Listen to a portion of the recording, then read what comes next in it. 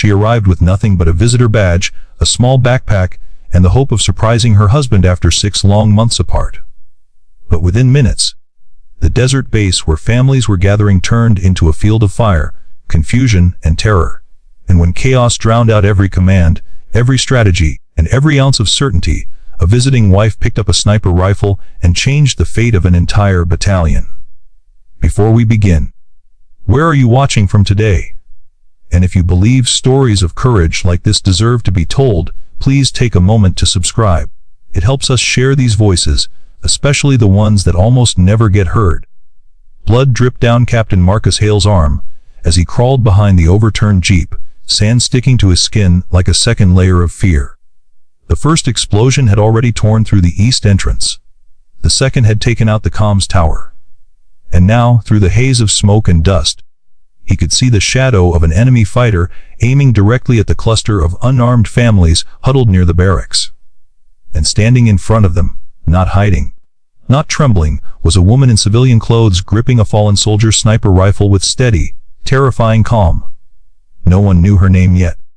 No one understood how she was standing so tall while everyone else leaned into the ground. But within the next 5 minutes, her presence would become the dividing line between life and death. Her name was Elena Reyes, though most people simply called her Reyes' wife. She hadn't even signed in properly yet. Her visitor badge still dangled unscanned from her pocket. She had stepped onto the base only 15 minutes earlier, expecting a quiet reunion, maybe a shy smile from her husband, maybe a tired hug, maybe the warmth of a familiar voice after months of loneliness. But instead, she found herself staring at the chaos of an ambush so sudden, so calculated, it froze even trained soldiers in place, yet she did not freeze. There was something about Elena's posture that made the children behind her clutch each other tighter, not out of fear, but out of some kind of instinctive trust, a steadiness in her breath, a focus in her eyes, a silence that carried weight. Marcus Hale watched her from a distance, astonished. This wasn't panic. This wasn't luck. This was the stillness of someone who had seen war before and survived it. Long before she became Reyes' wife, Elena had worn a uniform of her own. Years earlier she'd served as a Marine Corps scout sniper, one of the few women in her field, and easily the most precise shooter in her division. Her commanding officers used to say she could hit a moving target before the wind knew it was blowing. But Elena never bragged about it. Honor, to her, was silent. She had left the service after losing her closest friend, Corporal Dana Lyles, during a nighttime extraction in the Korangal Valley. It wasn't the bullet that broke her, it was the stillness afterward. The desert silence. The unbearable realization that she could never again aim a rifle without hearing Dana's voice whispering corrections in her ear. So she walked away from the life she had once mastered, married Sergeant Daniel Reyes, a medic with a calm smile and hands gentle enough to sew wounds and plant flowers, promised herself she would never again pick up a gun except to clean it for safekeeping. She carried scars, both invisible and unavoidable. Sometimes the scent of burning sand brought back the metallic taste of fear. Sometimes the sound of boots marching made her fingers twitch as though reaching for a trigger that wasn't there. But she carried herself with quiet dignity. She was the kind of person whose silence said more than most people's speeches. Scars don't make you weak, she once told her husband. They make you aware, and awareness saves people. And deep down, Daniel believed she had saved him long before the day he ever saved her. That morning, the base felt unusually relaxed. Families were visiting. Soldiers were rotating out for mid-season breaks. Even the guards at the watchtowers seemed softer, talking about home, cooked meals, and short vacations. And in that softness, danger slipped through. The attack hit the moment the gates opened for the supply convoy. The first blast shattered the quiet. The second turned it into open panic. Alarms screamed. Children cried. Medics sprinted. Dust rose in choking waves. And yet, inside the chaos, the thing that hurt most wasn't fear. It was the silence of command.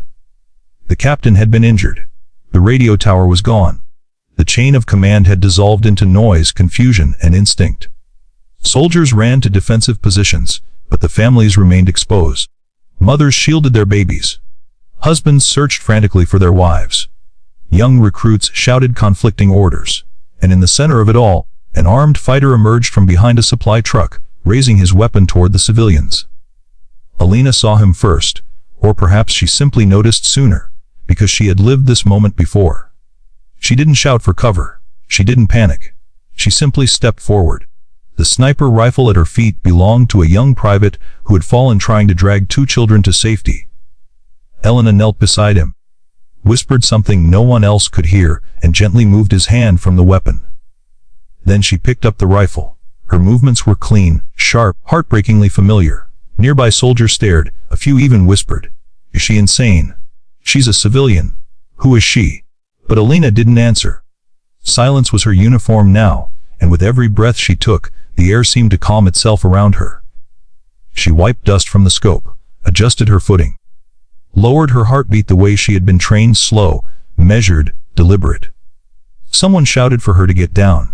Someone else warned her the enemy was advancing. But Alina didn't move. There are moments when the universe seems to pause, not out of mercy, but out of recognition. This was one of them. She inhaled, exhaled, and fired. The shot cut through the chaos like a line drawn between hope and despair. The enemy fighter dropped instantly. The families behind her gasped.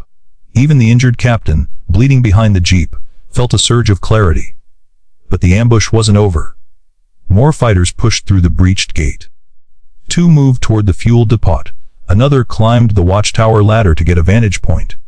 And Alina, for the first time since her friend died in the Korangal, felt her mind slip into the cold, terrifying, but necessary precision she thought she had buried forever. Yet she didn't shout. She didn't command. She simply worked. Honor is quiet, she had once said, and today silence was her weapon again. Unbeknownst to Alina, her husband Daniel had been in the medical tent when the first explosion hit. Instead of running to safety, he ran against the fleeing crowd, searching for injured soldiers, ignoring shouts to take cover.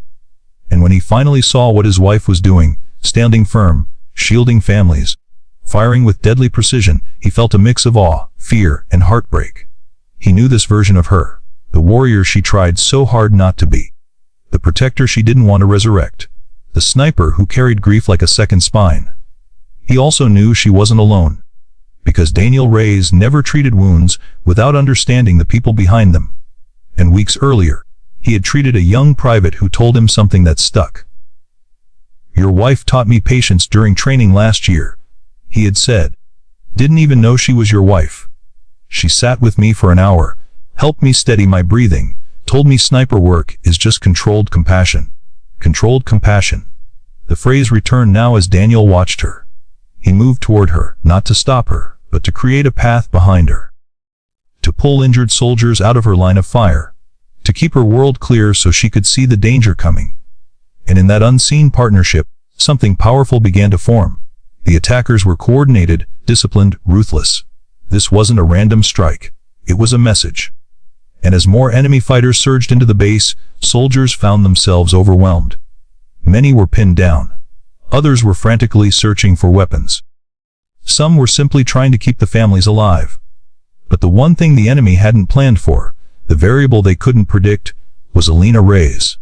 From her improvised position near the barracks wall, she tracked each threat with unnatural calm.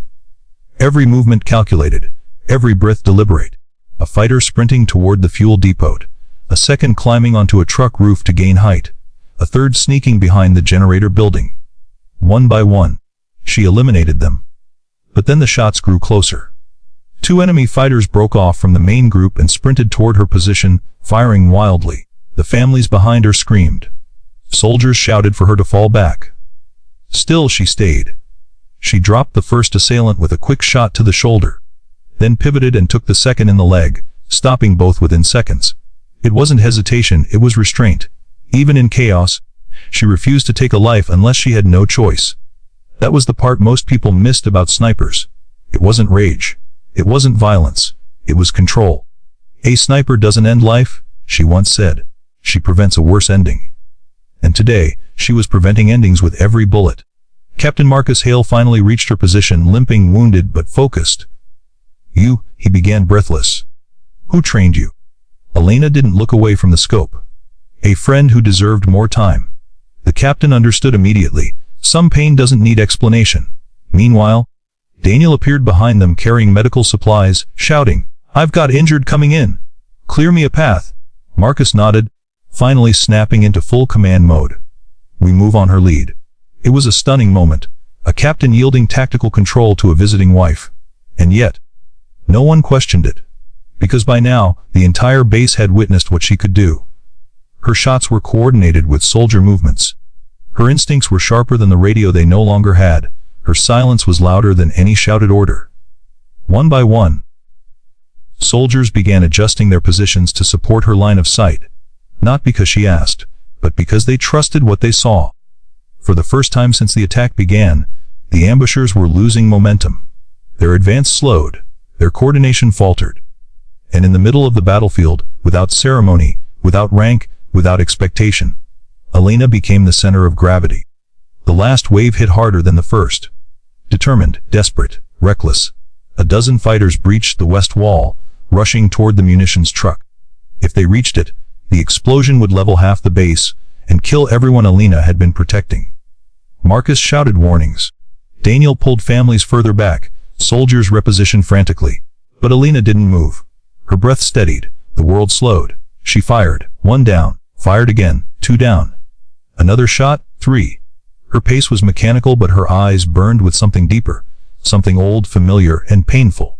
A ghost of every mission she had ever tried to forget, a shadow of every friend she never got to save. She did not aim for glory, she aimed for necessity. 4, 5, 6. By the time she reloaded, soldiers had pushed forward, emboldened, shouting that they could hold the rest. But Elena saw the danger before they did. One enemy fighter had broken off, sprinting toward the munitions truck from the blind side. No one else had the angle. No one else was close enough. But Elena did. She inhaled, a long, slow breath filled with memory, grief, purpose, and love, and fired the shot that saved the base. The final assailant fell inches from the truck. Silence spread across the battlefield like a tide pulling back from shore. Soldiers stared. Families stared. Even the wind seemed to pause. And in that stunned stillness, every set of eyes turned to the woman with the rifle. Somewhere behind her, a child whispered, "Is she an angel?" But no, angels don't carry the weight she carried. They don't bleed the way she bled inside. They don't hide their pain behind quiet strength. She was something rarer. She was human, and still chose to be brave. As medics rushed to treat the wounded and soldiers secured the perimeter, a quiet wave of acknowledgement began to form. A young recruit approached her first, eyes wide, trembling. You saved us." Elena didn't know how to answer. She didn't fight for thanks. She fought because lives depended on her. But the silence around her shifted from fear to respect. Families stepped forward, offering water, shaking, crying, thanking her through trembling breaths. Children clung to their parents, staring at her with awe. Soldiers formed an instinctive half circle around her, not trapping her, honoring her. Even Captain Hale, still bleeding, stood straighter as he saluted her. "Mom," he said quietly, "we owe this base to you." What he didn't know, what only Daniel understood as he approached and wrapped his arms around her, was that the cost of that victory would live inside her long after the dust settled. But maybe, just maybe, this time the ending was different. Because when she looked up at her husband, his voice broke as he whispered, "I'm glad you were here. I'm proud of you." And she would be too. Dana would be so proud. Elena closed her eyes. For the first time in years, remembering her friend didn't hurt. It felt like completion, like a promise honored. And in the warm desert light, with soldiers standing in silent respect and families breathing easier because of her, Elena Reyes finally allowed herself to breathe too. Throughout the day, 3 lines from Elena would echo far beyond the base. Honor is quiet. A sniper prevents worse endings. Awareness saves people. They became part of the base's history, part of its training, part of its heartbeat. There are heroes who carry medals and heroes who carry memories. And then there are heroes like Elena, the ones who carry entire moments of history on their shoulders without ever asking for recognition. Her story reminds us that courage isn't always loud. Sometimes it's the steady breath before a necessary action. Sometimes it's the quiet resolve to protect others no matter the cost. If this story moved you, let us know in the comments. Where are you watching from today? And if you believe stories like Elena's deserve to be told, shared, and honored, please subscribe. Your support helps these silent heroes be heard.